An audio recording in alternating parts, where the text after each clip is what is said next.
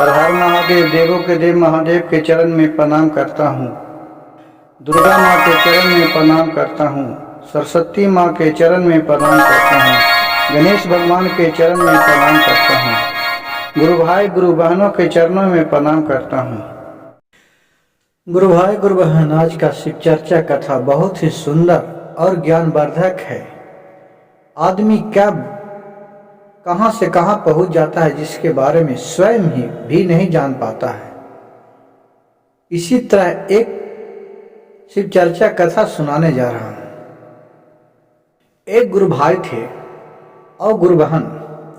वो नित्य दिन सुबह सुबह उठकर भोलेनाथ को ध्यान लगाते थे। 3 मंत्र का जाप करते थे। पहला में दया मांगना, दूसरा में ओम नमः शिवाय, तीसरा में चर्चा, भोलेनाथ का ध्यान लगाते थे। नहीं वो मंदिर, नहीं कहूं पूजा पाठ भी नहीं करते थे, लेकिन उनका दिल सच्चा था। वो किसी से जल्दी झूठ नहीं बोलते थे और न कुछ देखते थे गलत तो भले ही अपने मन फैलेते थे। बेचारा बहुत ही गरीब थे, कमाते खाते थे। वो बेचारा 10,000 का नौकरी करते थे। एक सेठ के यहाँ रहते थे और नित्य दिन फूल में पानी देना, उनको घर के काम काज करना, हाथ बटाना, वो बेचारा का काम था। उसी दिन करते करते बहुत समय बीत गया। वो कम से कम उनके यहाँ 40 साल से काम पर लगे हुए थे। उनके 2 बाल बच्चे भी हो गए थे। किसी तरह अपने जीवन गुजारा कर रहे थे। गुरु भाई थे, वो उनके घर जाते थे।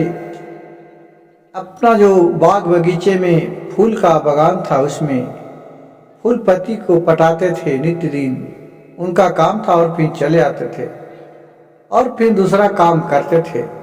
इसी तरह अपना गुजारा बसर करते जा रहे थे। लेकिन वो बहुत ही सच्चा मन के आदमी थे।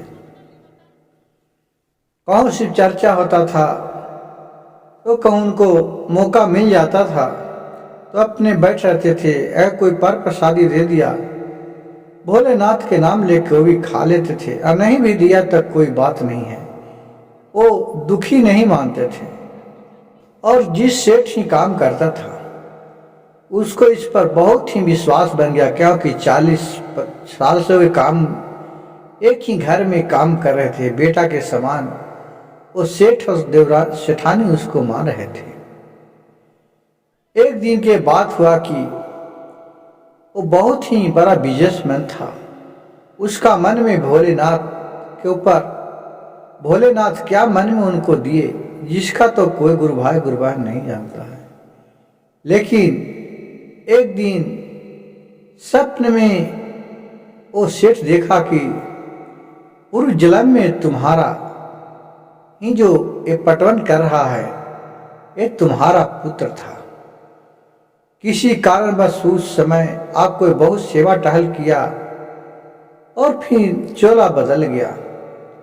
जो भी था इस जन्म में आपको पूरा कर रहा है।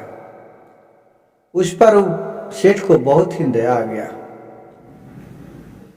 और एक अपना गए। एक दिन कोर्ट में, और कोर्ट से वकील को रख के पूरा कागज पत्तर इसके जो उसको ही काम कर रहा था उसको नाम से लिखा पढ़ी करा दिया और उस अपने संपत्ति का 1 करोड़ रुपया का मालिकाना हक उस लड़के को, जो उससे 10,000 का मजूरा काम करता था, उसके नाम से कर दिया। और फिर वो आया दूसरे दिन काम पर तो उसको सारी कहानी कह के सेठ बता दिया कि आज से तुम इस घर में काम करने के लिए नहीं रहा है, अब तुम यहाँ के मालिक बन गया। ये सब बात सुनकर जो नौकर था बहुत आश्चर्य में पड़ गया। बोला, क्या सेठ जी ऐसा क्यों बात करते हैं? हम कहाँ नौकर आदमी, कहाँ आप ही सेठ का काम करेंगे? क्या मजाक हमको उड़ा रहे हैं? सेठ ने बोला कि नहीं, ऐसा नहीं है, आप पर शिव गुरु भोलेनाथ का महिमा है।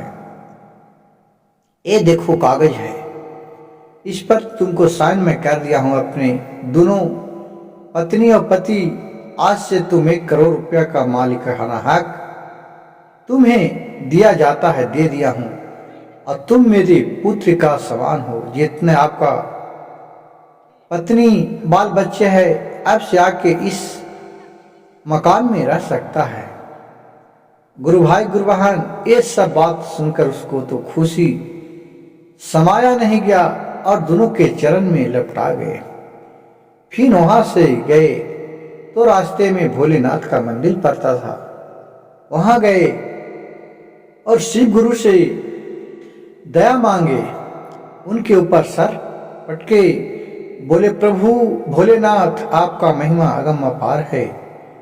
आप तो क्षण भर में कहां से कहां बना देते हैं, जिसका तो खुद भी मनुष्य नहीं जानता है कि कब था और कहां पहुंच जाएगा। प्रभु आपका दया से आप हम पर दया किए। हमने तो अपने जीवन में बहुत कष्ट सहा, लेकिन आज 1 घंटा में हमें आप एक मजूरा से 1 करोड़पति, उसमें भी बाप का बेटा बना दिए। भोलेनाथ, आपका यह गुणगान मैं कभी नहीं भूलूंगा। और फिर गए अपने पत्नी से ये सारी कहानी कह के सुनाए। सबने भोलेनाथ को नमन किए और वहां से बाल बच्चे सब कोई इस महल में, घर में, राजा के घर, सेठ के घर आ गए और फिर बेटे के समान बहुत खातिरदारी अपने माँ और बाप को करने लगा। और फिर जब से लगवे न करे, एक इसके यहाँ नौकर था और अपने पिता के समान और माँ के समान राज सेठ को मानने लगा। और सेठाइन को जो नौकरानी थी, वो अपने सास और ससुर के तरह दोनों का सेवा टहल देखभाल करना, उसका काम में लगा रहा। और फिर उसी मंदिर में नित्य दिन भोलेनाथ का पूजा पाठ करने लगा, फूल माला चढ़ाते रहते थे। दोनों शिव भक्त है थे। देखिए, प्रभु का महिमा अगम अपार होता है। कब किसे किस रूप में भोलेनाथ कहां पर दया बरसाते हैं, जिसका स्वयं ही नहीं जानते हैं। प्रभु का लीला अगम अपार होता है। गुरु भाई गुरु बहन, यह शिक्षाप्रद कहानी है। अगर मेरे वीडियो अच्छा लगे तो कृपया मेरे चैनल को एक लाइक, सब्सक्राइब और शेयर कर दीजिएगा और कमेंट में हर हर महादेव जरूर लिखिएगा। आपको इतना ही मात्र लिखने से आपको बिगड़ा काम बन जाएगा। हर हर महादेव, घर घर महादेव।